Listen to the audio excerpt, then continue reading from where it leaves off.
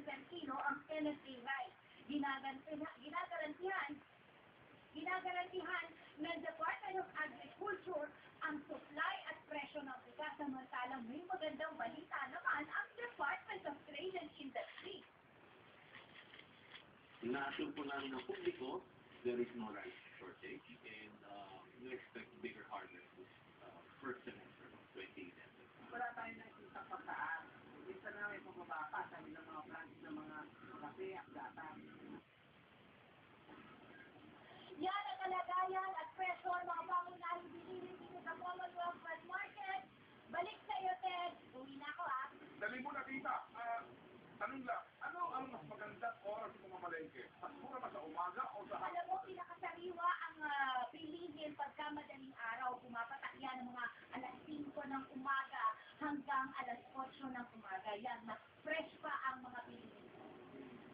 Salamat, tita. Good night.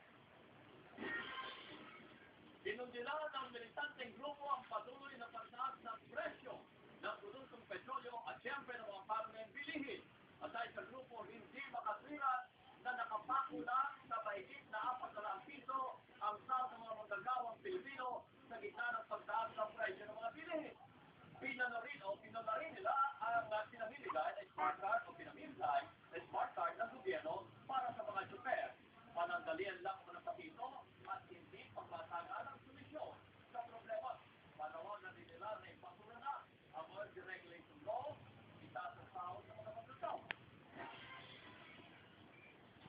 Pinalampag ng militanteng grupo ang tanggapan ng Department of Labor and Employment o DOLE kaninang tanghali.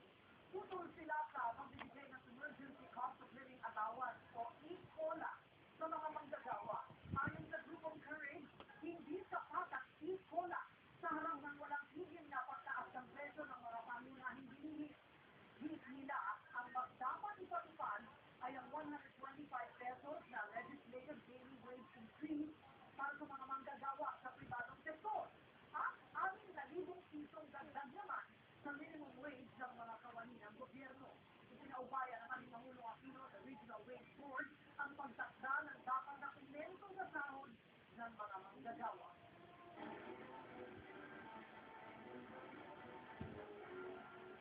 Patay sa ambus ang isang dating pulis Maynila, ay umaga, ang